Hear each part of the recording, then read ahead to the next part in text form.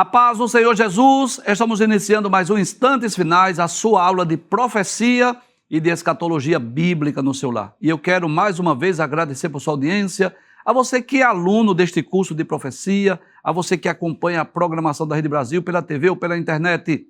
Que Deus te abençoe. Que as bênçãos do Senhor Jesus continuem sendo derramadas sobre a sua vida, sobre a sua família.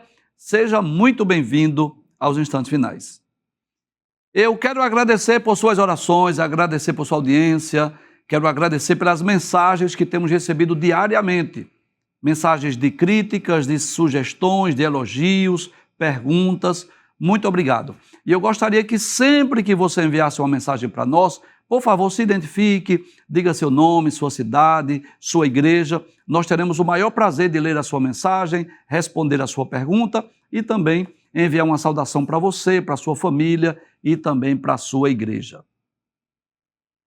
Como é do seu conhecimento, nós estamos estudando sobre a atualidade da mensagem dos profetas maiores, esse tema maravilhoso. Olha que coisa interessante. É claro que esses livros denominados de profetas maiores, que são cinco livros e 4 profetas, né? Você vê aí somente 4 profetas, mas são 5 livros, porque Jeremias escreveu 2. Isaías, Jeremias, Lamentações de Jeremias, Ezequiel e Daniel. Eles tinham um público-alvo original. Há uma mensagem direta para um público-alvo específico, que era, na verdade, o povo judeu, mas esses livros foram preservados, inclusos no cânon sagrado, porque Deus desejava falar não só aos contemporâneos dos profetas, mas às gerações futuras. E Deus está nos dando a oportunidade de estudar esses livros, interpretando dentro do seu contexto e aplicando para os nossos dias. Já estudamos o livro de Isaías e recentemente estamos estudando o livro de Jeremias, que é o segundo dos livros denominados de profetas maiores. Nos programas anteriores, nós estudamos sobre 2 temas, que foi promessas de paz, prosperidade e do renovo de Davi, e estudamos também sobre o rolo do livro de Jeremias é lido no templo. Esses programas já estão disponíveis lá no YouTube. Hoje nós estudaremos sobre o seguinte tema: Jeremias é colocado na prisão. E antes mesmo de nós lermos a introdução da aula, eu gostaria de falar algo aqui que eu considero muito importante. Jeremias destaca-se nas páginas da Bíblia por ser um profeta conhecido como profeta chorão. Jeremias é um dos profetas que mais sofreu na história bíblica. Ele foi preso, foi colocado no calabouço, foi espancado, desprezado pela sua nação, rejeitado pelo povo. E se você me perguntar qual é a razão de Jeremias ter sido preso, colocado no calabouço, ter sido espancado, rejeitado, é porque a mensagem dele não era uma mensagem agradável. Enquanto os profetas, os falsos profetas, profetizavam vitória, prosperidade, né? Proteção, a mensagem de Jeremias era uma mensagem dura, contundente. O que Jeremias dizia é que o povo tinha que se arrepender, abandonar os pecados, e quando Jeremias entendeu que não tinha mais jeito para ajudar, que a doença de Judá era incurável, que inevitavelmente viria a destruição e o cativeiro, Jeremias começou a dizer ao povo: olha, é melhor vocês se renderem ao rei Nabucodonosor. É melhor vocês se entregarem, porque se vocês tentarem resistir, o sofrimento será maior. E é por essa razão que muitas vezes Jeremias foi preso, espancado, colocado lá no calabouço, porque ele falava em nome de Deus. E a mensagem dele era uma mensagem dura, de juízo, né, de castigo. Mas esperar o quê? Sejamos sinceros. Para uma geração pagã, idólatra, perversa, má, vai se profetizar o quê? Se não castigo de Deus, né? Eu diria que nós estamos vivendo dias semelhantes aos dias de Jeremias, em que as pessoas estão cada vez mais mergulhando no pecado, cada vez mais se distanciando de Deus e, lamentavelmente, o que está por vir é juízo, é castigo divino. Então, a mensagem de Jeremias, embora tenha sido escrita mais ou menos no ano 600 mais ou menos antes de Cristo, há 2.600 anos atrás, mas a mensagem desse livro ela é atual, ela é contemporânea e ela pode ser aplicada sim a esta geração. Deixa eu ler a introdução da nossa aula. Nós dizemos assim, que o capítulo 37 de Jeremias registra a ocasião em que o profeta é preso por profetizar contra o rei e o povo que não se arrependeu de sua desobediência a Deus. Enquanto estava na prisão, Jeremias recebe uma mensagem de Deus dizendo-lhe que os babilônios derrotarão Jerusalém e levarão o povo para o exílio. Então o rei Zedequias envia mensageiros a Jeremias, pedindo-lhe que ore a Deus pela libertação dos babilônios. No entanto, Jeremias diz ao rei que não há esperança de libertação e o avisa para se render aos babilônios para evitar mais destruição e derramamento de sangue, como veremos a seguir. Então, vamos hoje ler o capítulo 37, e eu gostaria de explicar aqui que o capítulo de número 37 tem 21 versículos, e eu vou tentar explicar todos os versículos do capítulo 37, que tem por epígrafe exatamente essa, Jeremias na prisão. Vamos ler a palavra de Deus. Eu espero que você esteja com a sua Bíblia para que você possa também acompanhar a leitura do texto bíblico. Capítulo de número 37, versículos 1 e 2, diz assim: Zedequias, filho de Josias, a quem Nabucodonosor, rei de Babilônia, havia constituído rei na terra de Judá, reinou em lugar de Conias, filho de Jeoaquim. Mas nem ele, nem os seus servos, nem o povo da terra deram ouvidos às palavras do Senhor, que ele falou por meio do profeta Jeremias. Então eu posso dizer que Zedequias reinou por 11 anos, mais ou menos de 597 a 586. Também filho do rei Josias. Josias foi o último rei piedoso de Judá. Josias foi aquele rei que restaurou o templo, renovou o pacto. Glória a Deus. Mas, infelizmente, os seus filhos, que reinaram no lugar dele, não foram bons reis. Foram pagãos, foram idólatras, foram rebeldes, foram desobedientes. E nós vamos perceber que o rei Zedequias, ele foi exatamente o último rei de Judá.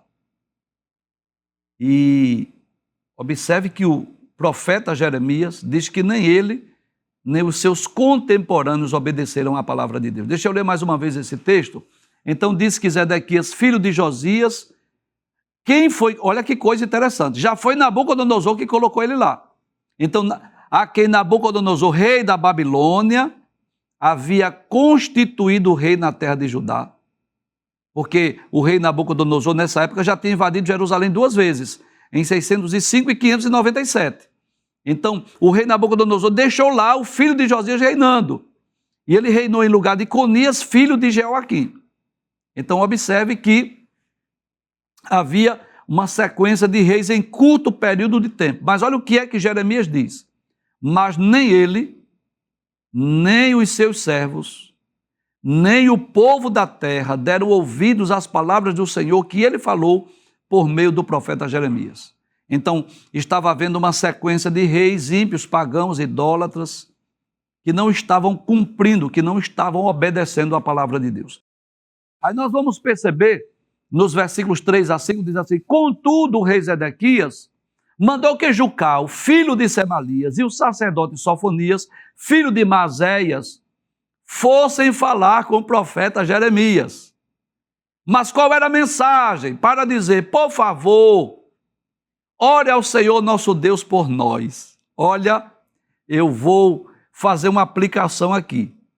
Jeremias tinha sido preso, já tinha sido colocado no calabouço, já tinha sido espancado, mas agora, na hora do aperto, do desespero, o rei pediu para os mensageiros ir lá, vai lá orar, peça para Jeremias orar por mim. E essa é a verdade, não é?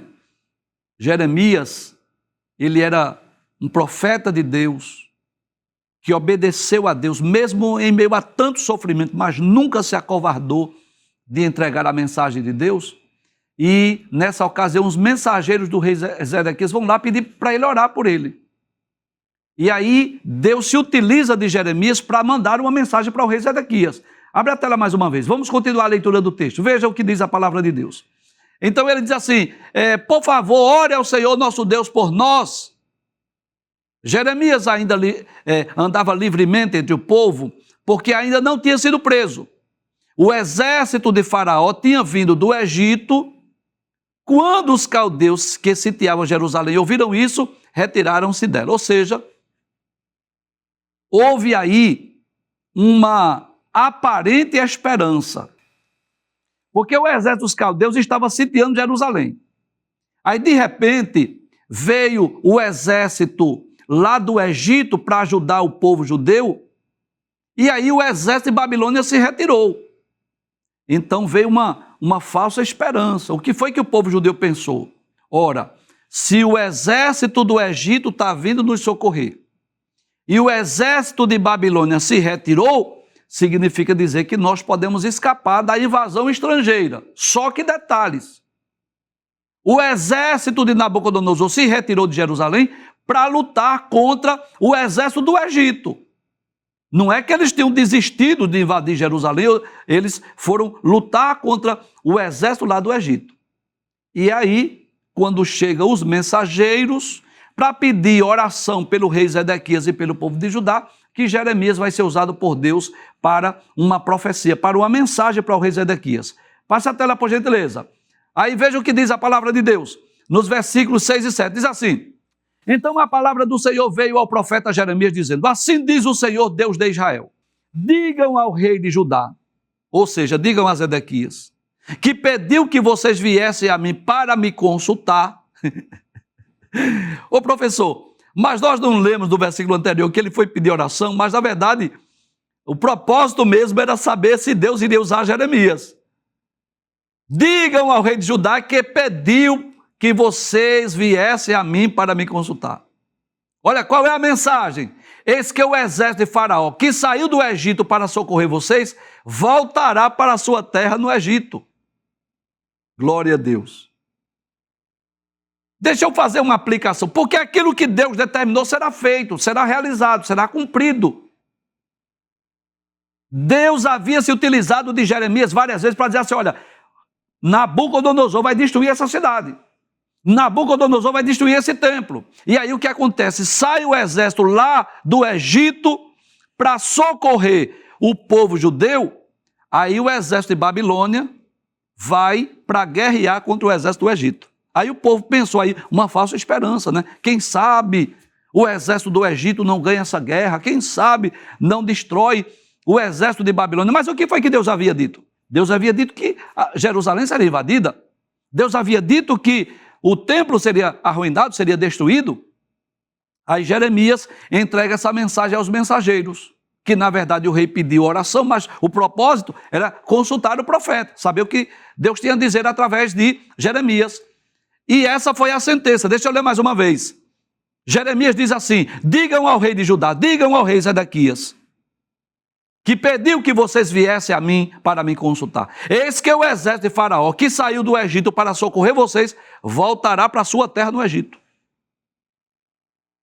Como que diz assim? Eles não poderão livrar vocês do juízo. Eles não poderão livrar vocês do castigo. Eles não poderão livrar vocês da invasão estrangeira. Passa o texto, por favor. Aí ele diz assim, então os caldeus voltarão a essa cidade. Eu quero dizer que Nabucodonosor vai voltar mais uma vez. Já veio a primeira leva, que foi em 605, quando foi Daniel, Sadraque, Mesaque e Abednego. Já invadiu em 597, quando foram 10 mil judeus, inclusive o profeta Ezequiel. Ele vai voltar mais uma vez. Não pense vocês que vocês escaparam, não. Abre a tela mais uma vez. Aí diz assim, eles lutarão contra ela aqui em Jerusalém, tomarão a cidade e a queimarão. Assim diz o Senhor. Não se engane dizendo, sem dúvida, os caldeus irão embora, porque eles não irão embora. Então já estava decretado por Deus Deus já havia determinado o juízo, o castigo, e você sabe disso. Todo castigo de Deus, ele é pedagógico. Todo castigo de Deus, toda disciplina, toda correção, Deus quer ensinar algo. Deus quer que nós melhoremos em algum aspecto da nossa vida.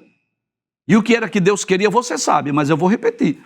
Curar o povo judeu da idolatria, para que o povo deixasse de adorar ídolos, adorar Baal, os Baalins, Azera ou Azerá, Astarote, para que o povo de Judá deixasse de oferecer os seus filhos a Moloque, o deus do fogo. Então já estava determinado. Se o povo não se arrependeu, se o povo não buscou ao Senhor, observe que coisa interessante. Se Nabucodonosor já tinha levado 2 levas de judeus para a Babilônia e Zedequias estava reinando, o que era para Zedequias fazer? Orar, se arrepender, buscar a Deus, fazer o que fez Josafá quando os 3 povos queriam invadir Judá, fazer o que fez Ezequias quando o rei Senaqueribe queria invadir Judá, buscar a Deus, se arrepender, se converter, mas ele não fez isso. Ele confiou em quem? Confiou no rei do Egito, confiou no faraó, confiou no exército do Egito. E eu pergunto, se Deus determinou o juízo, quem é que pode livrar? Ninguém. Ninguém pode escapar. Se Deus determinou o juízo, não tem quem livre, não. Só Deus é quem pode livrar.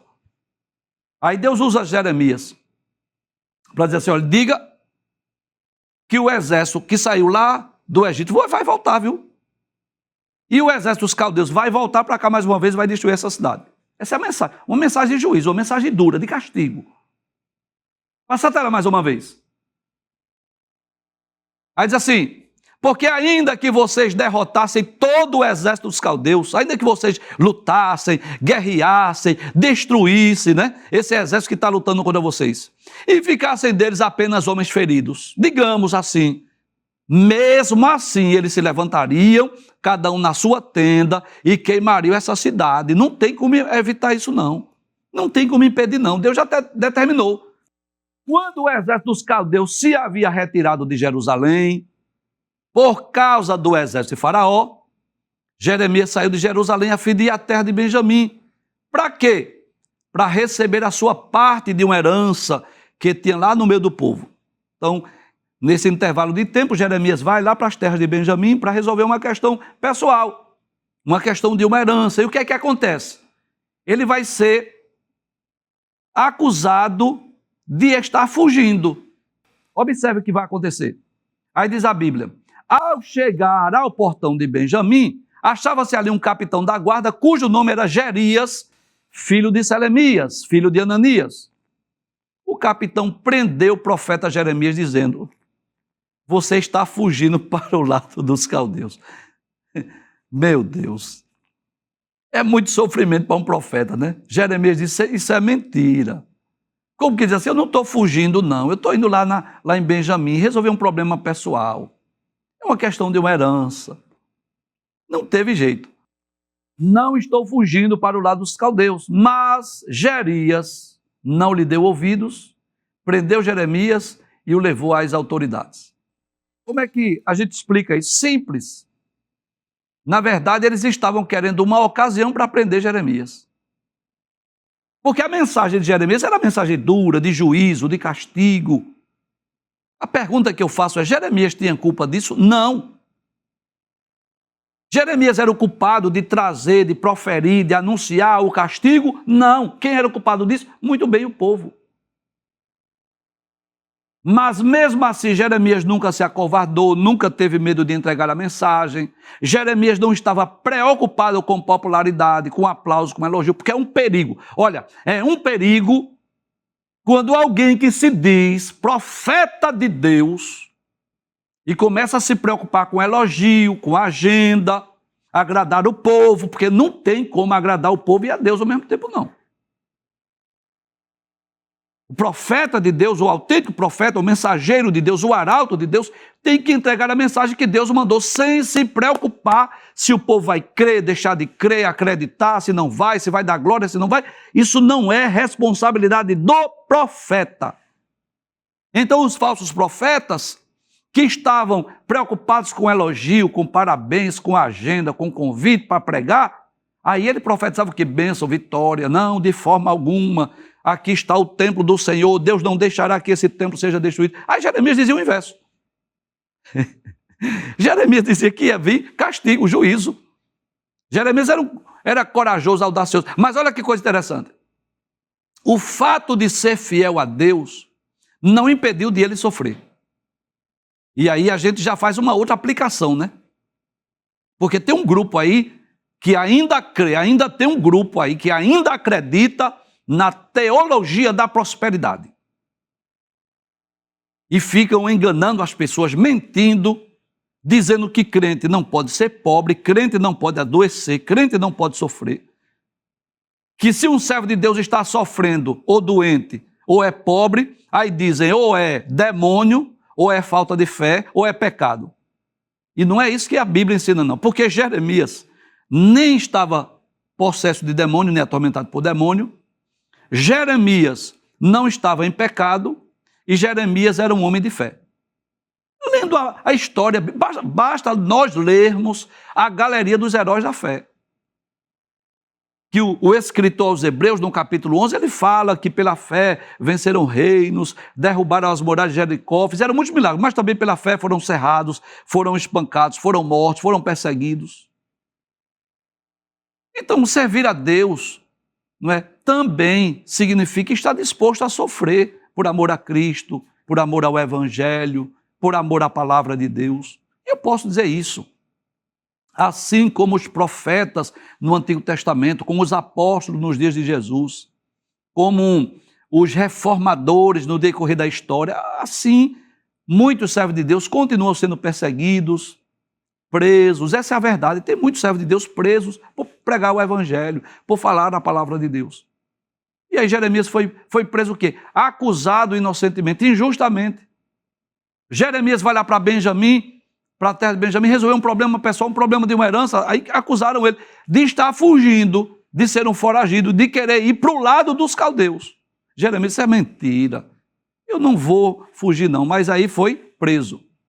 Aí diz o versículo de número 15 e 16, que as autoridades iradas contra Jeremias, olha, tá vendo? Iradas com ele. Por quê? Porque ele era profeta de Deus, porque ele profetizava juízo. Fizeram o quê? Açoitaram-no e o prenderam na casa de Jonatas, o escrivão. Essa casa tinha sido transformada em prisão. Assim Jeremias foi levado às celas do calabouço, onde ficou muitos dias. Por que foi preso? Por falar em nome de Deus. Por que foi preso? Por falar a verdade. Por que foi preso? Porque ele estava entregando uma mensagem de juízo, de castigo. Não foi nenhum crime que ele cometeu. Nada justificava para que aquele homem fosse preso. Um homem que amava o seu povo, amava a sua nação, que desejava que o rei e o povo se arrependessem dos seus caminhos, dos seus pecados, abandonassem os pecados, buscassem a Deus, mas inevitavelmente foi preso. E aí o que acontece? O rei Zedequias, sabendo agora que Jeremias estava preso, né, mandou trazê-lo para a sua casa e em secreto lhe perguntou. Glória a Deus. Traz Jeremias aqui para minha casa, e em secreto, em particular, né? Glória a Deus. Ele vai consultar o profeta. Há alguma palavra do Senhor? Como que ele diz assim? Deus mandou alguma mensagem, Jeremias? Jeremias diz assim, Aí disse assim, o Senhor, ó rei, será entregue na mão do rei de Babilônia. Olha a mensagem aí. Tem alguma mensagem? Tem. E qual é? O Senhor, ó rei, será entregue nas mãos do rei da Babilônia. Olha a coragem, a audácia. Já imaginou dizer isso para o rei? Mas ele não se acovardou, não. Porque profeta de Deus não pode ser covarde. Tem que entregar a mensagem, não é assim? Olha que coisa interessante, né? Jeremias estava preso, o rei mandou chamar para consultar ao Senhor, e Jeremias podia até, humanamente falando, mudar o discurso, trazer uma palavra mais agradável, já que é o rei, ele tem poder para me soltar, mas Jeremias quer que faz isso? Não. A mensagem é essa, meu rei. Tem alguma mensagem? Eu tenho. Qual é? O senhor vai ser entregue nas mãos do rei de Babilônia. Passa a tela. Aí o texto continua. Então Jeremias perguntou ao rei Zedequias: em que pequei contra o Senhor, ó rei, ou contra os seus servos, ou contra este povo, para que me pusesse na prisão? Qual foi o crime que eu cometi? Foi que eu fiz. Aí Jeremias vai agora fazer uma pergunta acerca das falsas profecias. Ele diz: onde estão agora os profetas que lhes profetizavam dizendo: o rei da Babilônia não virá contra vocês, nem contra essa terra? Cadê os falsos profetas? Cadê as profecias dos falsos profetas? Onde estão esses profetas? Versículos 20 e 21, que são os últimos textos desse capítulo. Aí diz assim: e agora, ó rei, meu senhor, escute, e que a minha humilde súplica seja bem acolhida. Não me mande de volta à casa de Jonatas, o escrivão, para que eu não venha morrer ali. Não me mande para lá. Se eu for voltar para lá, eu vou terminar morrendo daquele calabouço. Então o rei Zedequias ordenou que pusesse Jeremias no pátio da guarda. E cada dia davam-lhe um pão da rua dos padeiros, até acabasse todo o pão da cidade. E assim Jeremias ficou no pátio da guarda. E o que é que nós aprendemos? Quais são as lições que nós podemos extrair deste capítulo aqui, que fala de dores e sofrimento, o profeta de Deus sendo colocado no calabouço, sendo espancado, acusado inocentemente. Ele estava sendo acusado de qual crime? Nenhum crime ele cometeu, mas por falar em nome de Deus, por trazer uma mensagem de juízo, uma mensagem de castigo. Mas para quem? Para uma nação rebelde, para uma nação desobediente, para uma nação que estava distante dos projetos de Deus. Qual era o desejo de Deus? Qual era o desejo de Jeremias? Que o povo ouvisse suas palavras, que o povo cresce, que o povo obedecesse, que o povo se arrependesse, que o povo se convertesse dos seus maus caminhos. Mas qual era a palavra que agradava ao povo? Era aquela mensagem dos falsos profetas. Aí Jeremias pergunta ao rei: onde estão os profetas que profetizavam? Que diziam que o rei Nabucodonosor iria embora, não iria invadir essa cidade. Agora, vamos contextualizar? Vamos trazer essa mensagem para os nossos dias. Sejamos sinceros. Eu quero pedir a sua ajuda para a gente refletir agora. Como é que você avalia essa geração que nós estamos vivendo? Claro que eu não estou generalizando, mas eu vou dizer em sua maioria. Como é que está o povo? Não é assim? Como é que está essa sociedade, essa população mundial hoje? Mergulhada em quê? Em guerras, conflitos armados, o ódio contra Israel, o ódio contra o povo de Deus. Essa é a verdade. O criacionismo bíblico sendo desprezado, substituído pela teoria da evolução nas escolas, o ateísmo crescendo, o materialismo crescendo, o hedonismo crescendo, as perversões, as imoralidades crescendo, cada vez mais a população se distanciando de Deus. E o que é pior, tem alguma coisa pior do que isso? Tem. É que líderes religiosos, de forma irresponsável, em vez de anunciar ao mundo o castigo, o juízo, chamar o povo ao arrependimento, aí de um lado você encontra um grupo que só profetiza bênção, só profetiza vitória, só profetiza prosperidade. 7 dias na semana, 2, 3, 4 vezes no dia, não se fala de outra coisa, se não parar de sofrer, se não ficar rico, ser próspero. Se você vai numa igreja dessas aí, 7 dias na semana não se fala de outra coisa.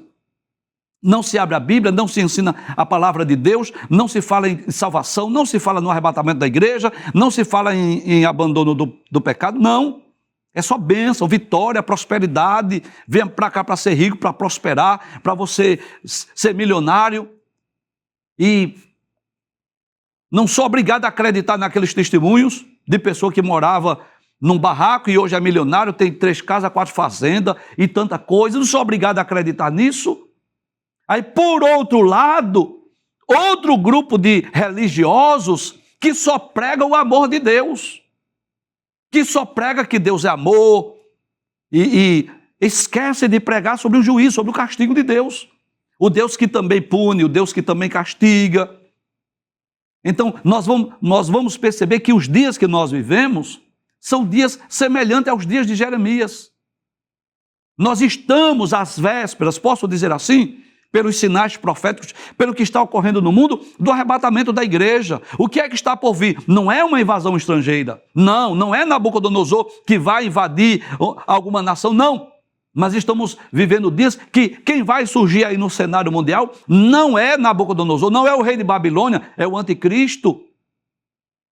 É a grande tribulação, que já gravamos vários programas aqui sobre a grande tribulação. Um período de tempo curto de apenas 7 anos, mas que ocupa mais de 50% do livro do Apocalipse, do capítulo de número 6 até o capítulo de número 18. Dos 22 capítulos do Apocalipse, 13 abordam sobre a grande tribulação, que é o período em que vão ser abertos os 7 selos, serão tocadas as 7 trombetas, serão derramadas os 7 cálices da ira de Deus.